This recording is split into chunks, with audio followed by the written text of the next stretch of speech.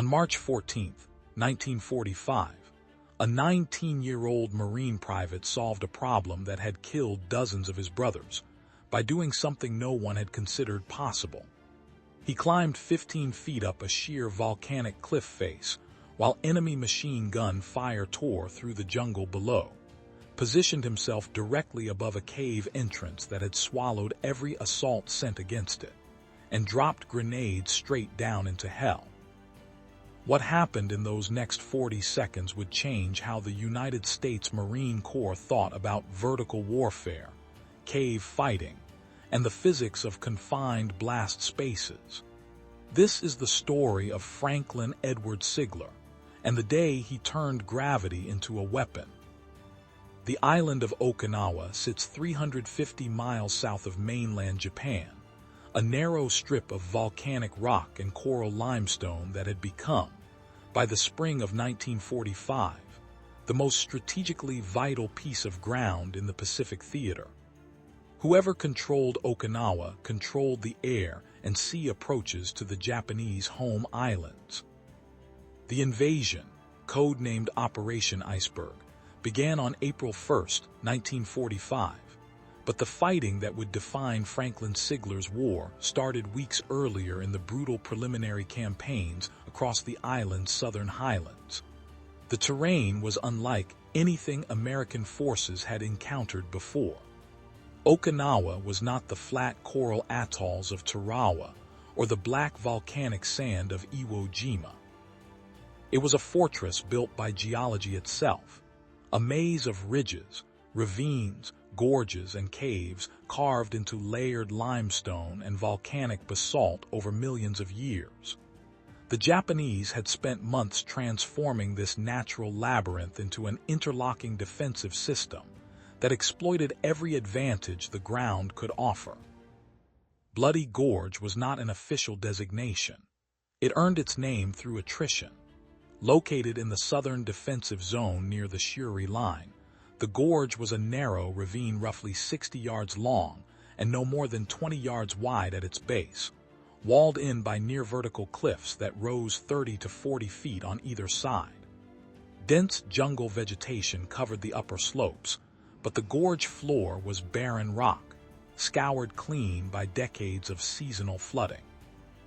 At the northern end of the gorge, embedded approximately 8 feet above the floor in a natural cave opening no larger than a household window, sat a Japanese Type 92 heavy machine gun. This weapon, known to American forces as the woodpecker for its distinctive slow cyclic rate, fired the 7.7 millimeter rifle cartridge at a rate of 450 rounds per minute. It was not the fastest machine gun in the Japanese arsenal, but it was the most reliable and the most feared. Belt-fed, water-cooled, and mounted on a stable tripod, the Type 92 could sustain accurate fire indefinitely as long as ammunition and water were available. In the confined space of Bloody Gorge, with overlapping fields of fire and no room for maneuver, the weapon was perfectly positioned to create a killing corridor that stretched the entire length of the ravine floor. Fox Company, 2nd Battalion, 22nd Marine Regiment, 1st Marine Division, had been tasked with clearing the gorge as part of a broader push to penetrate the outer defenses of the Shuri line.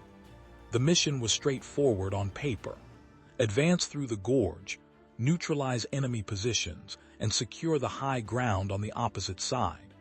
In practice, it was a death sentence delivered in increments. The first assault went in at dawn on March 13th. A reinforced rifle platoon, approximately 40 men, entered the gorge in a column formation with scouts forward and automatic riflemen positioned to provide covering fire. They made it 20 yards before the Type 92 opened up. The sound was distinctive, a slower cadence than the American Browning, almost rhythmic, each round a deliberate hammer blow that echoed off the stone walls and made it impossible to determine the weapon's exact location. The first burst cut down the lead scout and the 2 men immediately behind him. The survivors dove for cover behind boulders and into shallow depressions, but there was no true cover in the gorge.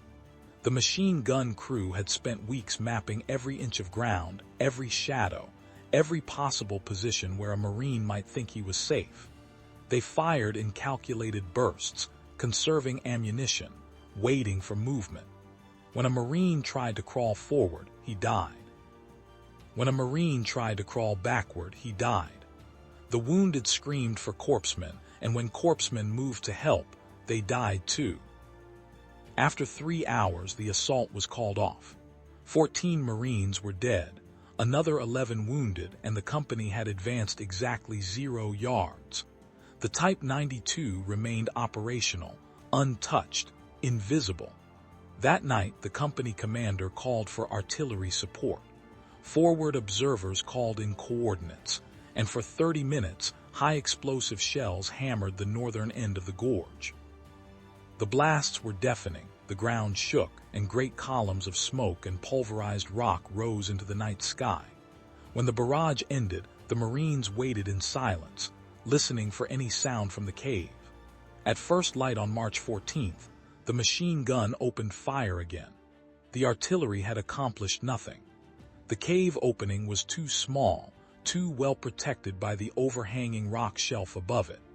Even a direct hit would have dissipated most of its force into open air.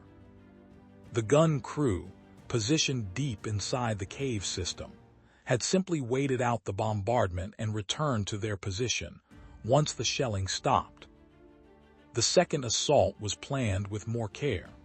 A demolition team would advance under covering fire from mortars and Browning automatic rifles. They would get close enough to throw satchel charges into the cave entrance, collapsing it and burying the gun crew alive.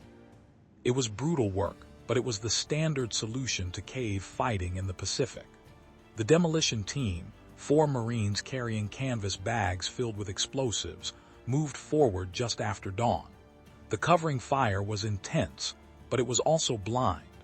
No one could see the cave entrance clearly enough to suppress it effectively.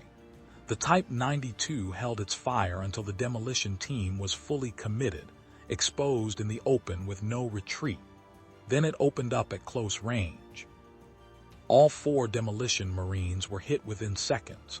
2 died instantly. The other 2 lay wounded in the open, screaming. A corpsman tried to reach them and took 3 rounds through the chest. The Type 92 went silent again, waiting. The Marines pulled back, dragging their wounded, leaving their dead.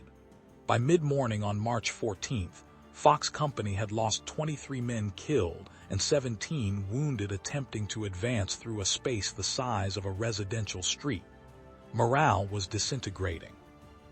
Men were beginning to talk openly about the impossibility of the mission, about how many more would die before someone in command realized the gorge could not be taken. Private Franklin Edward Sigler had watched both assaults from a position on the eastern slope of the gorge, approximately 40 yards south of the cave entrance. He was not a demolition specialist. He was not a squad leader or a fire team leader. He was a rifleman, 19 years old, from Bernardsville, New Jersey, a town so small most maps did not bother to mark it. He had enlisted in the Marine Corps in 1943, driven by the same mix of patriotism, duty, and restless youth that had driven hundreds of thousands of young men to recruiting stations across the country. He had completed boot camp at Parris Island, infantry training at Camp Lejeune, and shipped out to the Pacific in the summer of 1944.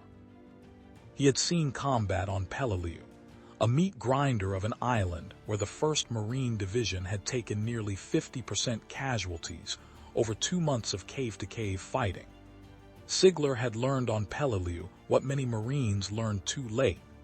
That courage without thought was just another way to die. That survival required observation, patience, and the ability to see solutions that were not in any field manual. He had survived Peleliu by thinking, by watching, by learning the patterns of Japanese defensive tactics and the weaknesses in those patterns. Now, Sitting on the slope above Bloody Gorge, he was watching again. The problem, as Sigler understood it, was not the machine gun itself. The Type 92 was a weapon, and all weapons could be defeated. The problem was the geometry of the engagement. Every assault had come from the same direction, along the same axis, at the same elevation as the gun itself. The Marines were trying to fight a horizontal battle in a vertical environment. They were attacking into the machine gun's primary field of fire, the exact arc of ground the weapon had been positioned to defend. It was not bravery that was failing. It was physics. Sigler spent the morning of March 14th studying the cliff face above the cave entrance. The rock was volcanic basalt, layered and fractured, with enough horizontal cracks and vertical fissures to provide handholds and footholds if a climber was careful, and if a climber was willing to accept the risk of falling. The cave entrance was approximately 8 feet above the gorge floor. The cliff face rose another 30 feet above that. If a man could climb 15 feet above the cave, he would be directly above the gun position, looking straight down into the opening. From that position, gravity became an ally instead of an obstacle. Grenades dropped vertically would fall straight into the cave with no possibility of the crew throwing them back or rolling them away. In a confined space like a cave, the physics of blast overpressure became exponentially more lethal. A grenade exploding in open air disperses its energy in all directions, most of it wasted into empty space. A grenade exploding inside a cave has nowhere for that energy to go. The blast wave reflects off the walls, amplifying the pressure, compressing the air, turning the space into a compression chamber that ruptures lungs, collapses blood vessels, and liquefies internal organs. The fragmentation, too, becomes more effective. In open air, fragments disperse in a roughly spherical pattern. In a cave, they ricochet off the walls at unpredictable angles, filling the entire space with supersonic metal. A man standing 10 feet from a grenade in open ground might survive. A man standing 10 feet from a grenade in a cave had no chance. Sigler did not ask for permission. He did not consult with his squad leader or his platoon commander. He understood instinctively that if he proposed the idea, it would be debated, analyzed, and ultimately rejected as too dangerous or too unconventional. The Marine Corps in 1945 was an institution that valued courage and initiative, but it was also an institution built on procedure and hierarchy. Climbing alone into an exposed position above an active enemy machine gun nest was not the kind of initiative that would be approved in advance. It was the kind of initiative that would either be rewarded after the fact or punished, depending on the outcome. Sigler checked his equipment. He carried an M1 Garand rifle, 8 clips of ammunition, a combat knife, a canteen, and 4 Mark II fragmentation grenades clipped to his cartridge belt. The Mark II, known colloquially as the pineapple grenade for its segmented cast iron body, was the standard American fragmentation grenade of the war. It weighed 1.31 pounds, contained 2 ounces of flaked TNT, and had a kill radius of approximately 15 feet in open air. The fuse delay was 4 to 5 seconds from the moment the safety lever was released. That delay was critical. Too long, and the enemy had time to react. Too short, and the thrower risked blowing himself apart. Sigler knew from experience on Peleliu that cooking a grenade, holding it for 1 or 2 seconds after releasing the safety lever to shorten the fuse delay, was a technique that required nerve and precision. If you held it too long, you died. If you released it too early, the enemy had time to escape. The margin for error was measured in fractions of a second. At approximately 1300 hours on March 14th, while the rest of Fox Company was reorganizing and treating wounded, Sigler moved out of his position and began climbing. The first 10 feet were relatively easy. The cliff face was broken and irregular, with ledges wide enough to stand on and cracks deep enough to wedge fingers into. He climbed slowly, testing each handhold, distributing his weight carefully. The Garand rifle slung across his back was an awkward burden, the steel barrel and wooden stock catching on protrusions, but leaving it behind was not an option. If he survived the grenade attack, he would need the rifle to defend himself during withdrawal. At 10 feet above the gorge floor, the cliff face became steeper and smoother. The handholds were smaller, less secure. Sigler pressed his body flat against the rock, moving in inches, searching for any crack or lip that could bear his weight. He could hear the Marines below him, voices low and tense, discussing the next attempt, the next plan. No one was looking up. No one had considered the possibility of a vertical approach because no one had thought it was possible. At 15 feet above the cave entrance, Sigler found a narrow ledge, barely 6 inches wide, that ran horizontally for about 3 feet. It was just wide enough to stand on if he kept his heels against the rock and his weight forward. He edged out onto the ledge, moving sideways, until he was positioned directly above the cave opening. He could not see into the cave from his angle, but he could see the mouth of it, a dark rectangular shadow against the lighter stone. He could hear sounds from inside, low voices speaking Japanese, the metallic clink of an ammunition belt being loaded, the faint hiss of water being poured into the cooling jacket of the machine gun. The crew had no idea he was there. They were focused forward, watching the gorge floor, waiting for the next assault. Sigler unclipped the first grenade from his belt. His hands were steady. He had done this before, but never from this position, never with this much depending on accuracy. He hooked his thumb through the safety pin and pulled it free. The pin came out with a soft metallic rasp. He held the grenade in his right hand, the safety lever pressed firmly against the body. Below him, the voices in the cave continued, oblivious. Sigler released the safety lever. It flipped away with a sharp ping, and the fuse striker inside the grenade body ignited the delay train. He counted, 1001, 1002. Then he opened his hand and let gravity do the rest. The grenade fell straight down, a small dark object spinning slowly, and disappeared into the cave entrance.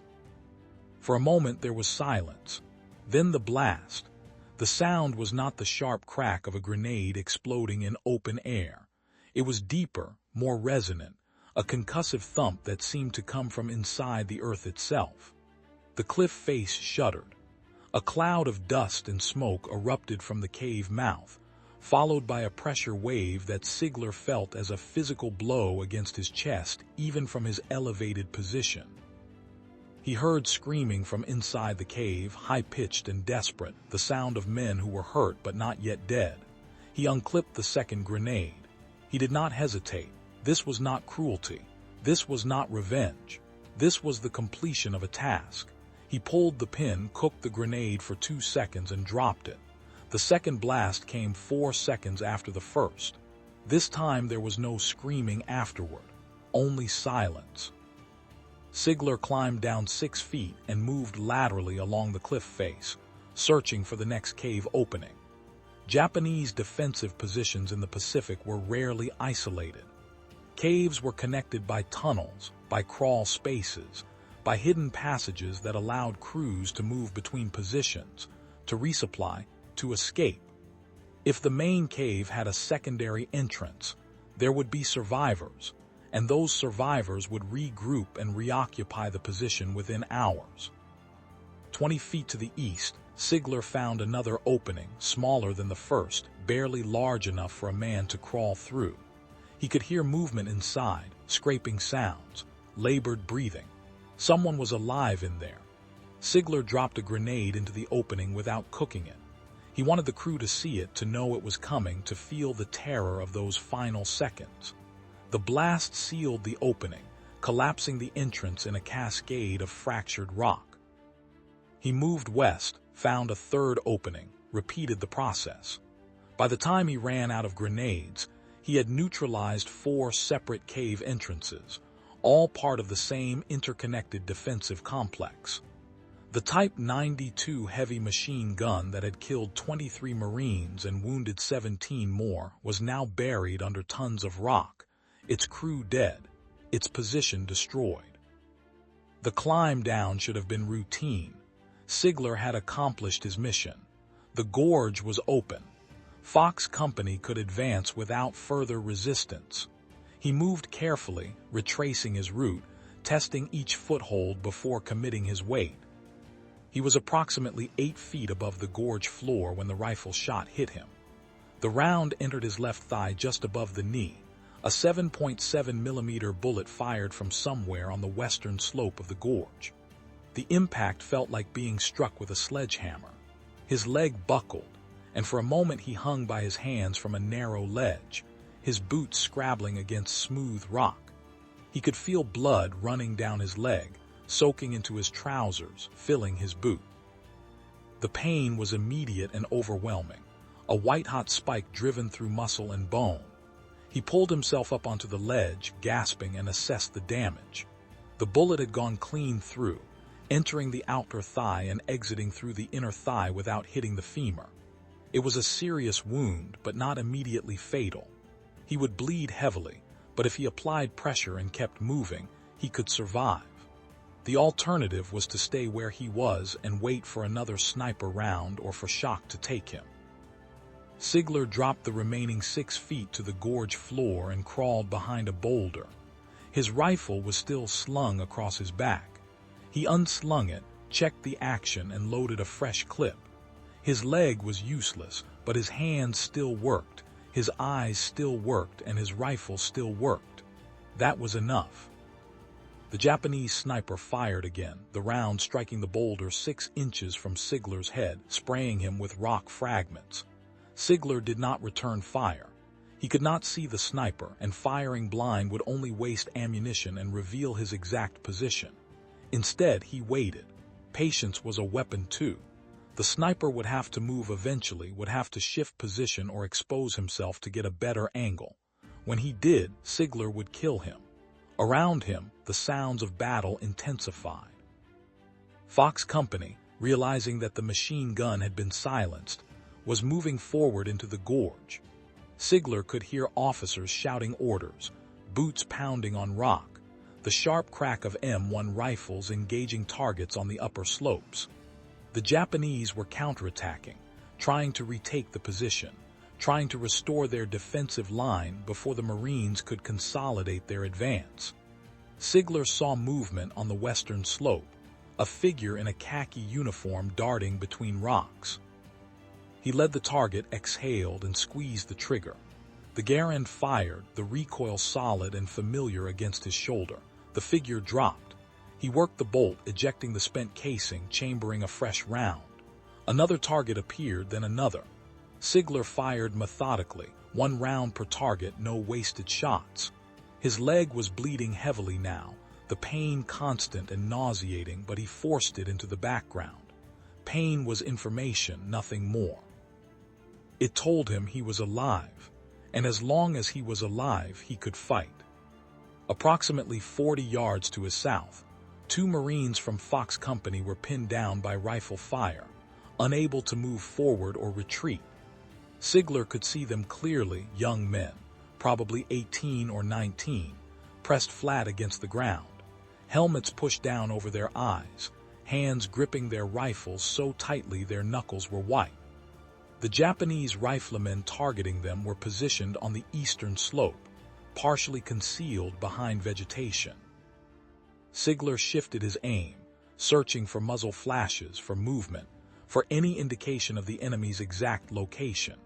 He saw a branch move, just a slight tremor in the foliage, and fired. A figure tumbled out from behind the vegetation and rolled down the slope, arms flailing. The 2 pinned Marines looked around, confused, trying to determine where the covering fire had come from. Sigler waved at them, a single motion of his arm, and they scrambled to their feet and ran south toward friendly lines. One of them looked back and raised his hand in acknowledgement. Sigler did not respond. He was already searching for the next target. For approximately 2 hours, Sigler maintained his position behind the boulder, providing covering fire as Fox Company advanced through the gorge and secured the high ground beyond. He fired more than 60 rounds, engaging targets at ranges from 30 to 200 yards. He did not know how many enemy soldiers he killed. He did not count. Counting was for after the battle, for the reports and the citations and the official records. During the battle, there were only targets, threats to be neutralized, Marines to be protected. His leg had gone numb, which was not a good sign. Numbness meant nerve damage or severe blood loss or both. He tried to move the leg and felt nothing, just a distant cold sensation, as if the limb belonged to someone else. He tore a strip of cloth from his shirt and tied it around his thigh above the wound, creating a crude tourniquet. The bleeding slowed but did not stop. He needed a corpsman, needed proper medical attention, needed evacuation, but calling for help would mean leaving his position, and leaving his position would mean abandoning the Marines who were still pushing forward, still exposed, still vulnerable. So he stayed. By mid-afternoon, the battle for Bloody Gorge was over. Fox Company had secured the northern end of the ravine and established defensive positions on the high ground. Japanese resistance had collapsed once the machine gun was destroyed and the interconnected cave system neutralized. The enemy forces that had held the gorge for weeks, that had killed dozens of Marines and stopped every assault, melted away into the jungle, retreating to secondary defensive positions deeper in the Shuri line.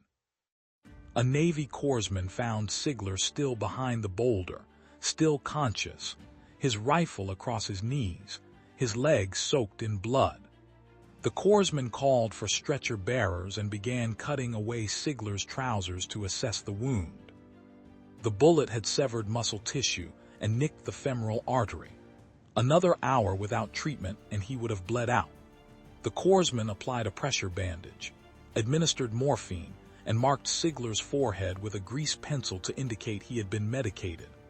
4 Marines carried Sigler out of the gorge on a canvas stretcher, moving carefully over the broken ground, past the bodies of the men who had fallen that morning, past the shattered cave entrances that Sigler had sealed with grenades. As they carried him south toward the aid station, Sigler looked back at the cliff face where he had climbed, at the narrow ledge 15 feet above the gorge floor. It did not look difficult from this angle. It looked almost easy. He wondered why no one else had thought of it. Franklin Edward Sigler spent 3 weeks recovering in a field hospital on Okinawa, then another 2 months at a naval hospital in Guam. The wound to his thigh healed slowly, leaving him with a permanent limp and chronic pain that would follow him for the rest of his life. He was awarded the Medal of Honor in a ceremony at the White House on October 5, 1945, 2 months after the war ended. The citation accompanying the medal described his actions at Bloody Gorge, but it was a sanitized version, stripped of context and detail, reduced to the formal language of military bureaucracy. It mentioned that he had climbed above enemy positions and neutralized multiple cave entrances with grenades. It mentioned that he had been wounded and had continued to fight. It did not mention the physics of vertical warfare, the calculated use of blast overpressure in confined spaces, the deliberate cooking of grenades to prevent enemy response. It did not mention the 2 hours he spent providing covering fire with a severed artery and a useless leg. It did not mention that his actions had saved the lives of dozens of Marines and opened a route through a defensive position that had been considered impregnable. Official citations rarely captured the full truth of combat. They were written by staff officers who had not been there, who had not felt the weight of the rifle or smelled the cordite or heard the screaming. They were written to conform to regulations and precedents, to fit the narrative of heroism that the public expected and the institution required. What the citation also did not mention What no one fully understood until years later was that Sigler's actions at Bloody Gorge represented a fundamental shift in thinking about cave warfare.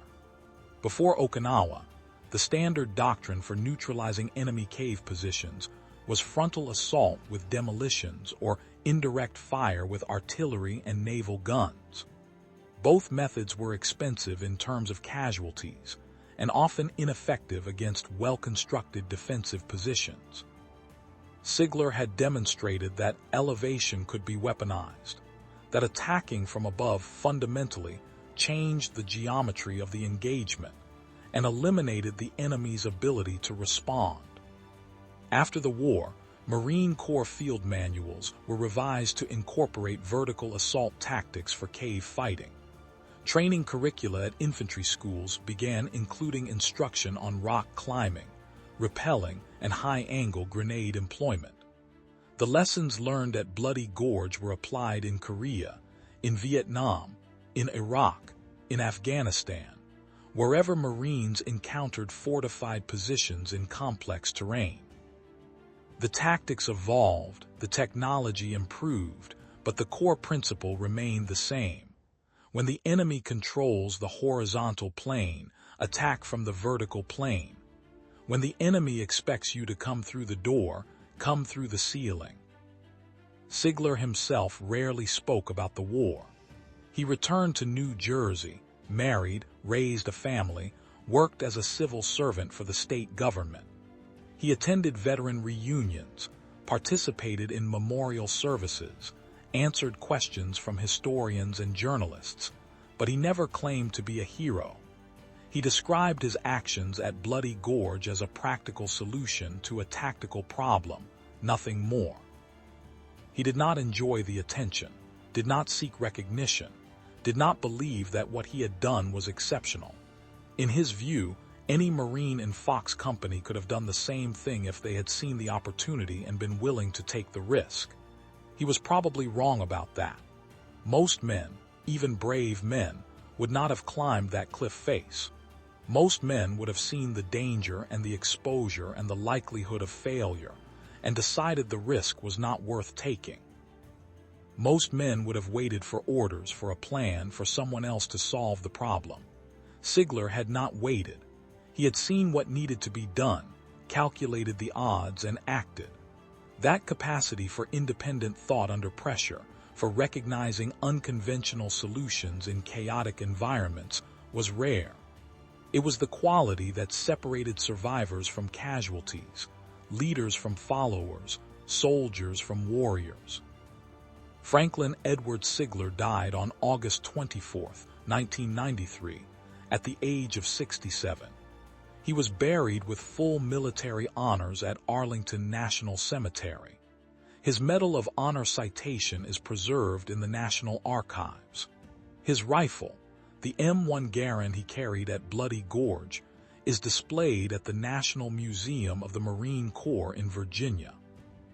The cliff face where he climbed, the ledge where he stood, the cave entrances he sealed, are still there on Okinawa, eroded by decades of wind and rain, overgrown with jungle vegetation, unmarked and largely forgotten. The island is peaceful now, a popular tourist destination, home to more than 1 million people. Few of the visitors who drive past the site of Bloody Gorge know what happened there, know that 19-year-old Marines fought and died over a stretch of ground no larger than a football field. Know that the tactics developed in that narrow ravine under fire would influence military doctrine for generations. History has a way of smoothing over the rough edges, of reducing complex events to simple narratives, of forgetting the details that made those events significant. But the details matter. The details are where the truth lives. On March 14, 1945, Franklin Sigler climbed 15 feet up a volcanic cliff face and turned gravity into a weapon. He did not do it for glory or recognition. He did it because Marines were dying, because the machine gun had to be silenced, because someone had to solve the problem and no one else had figured out how. He did it because it was possible, because the physics made sense, because attacking from above eliminated the enemy's advantages and created new ones. He did it because in war, survival belongs to those who think, who adapt, who see opportunities that others miss. The bravery was real, but it was not blind bravery. It was calculated courage, informed by observation and experience, executed with precision. That distinction matters. Blind bravery gets men killed. Calculated courage wins battles and changes doctrine and saves lives. Franklin Sigler understood that distinction. It kept him alive long enough to complete his mission, to protect his brothers, to make it home. It is a lesson worth remembering. If this story resonated with you, I would be grateful if you would subscribe to the channel and like this video. History is full of moments like this, moments where individual decisions under impossible pressure changed the course of events in ways that rippled forward through time. I want to keep telling these stories, keep exploring the details that official records often miss, keep honoring the people who did extraordinary things in ordinary uniforms. What do you think about Sigler's tactical innovation? Could you have made the same decision in his position, knowing the risks, knowing that failure meant death? Leave your thoughts in the comments below. I read every one of them, and your perspectives help shape the stories I tell. Thank you for watching, and thank you for remembering.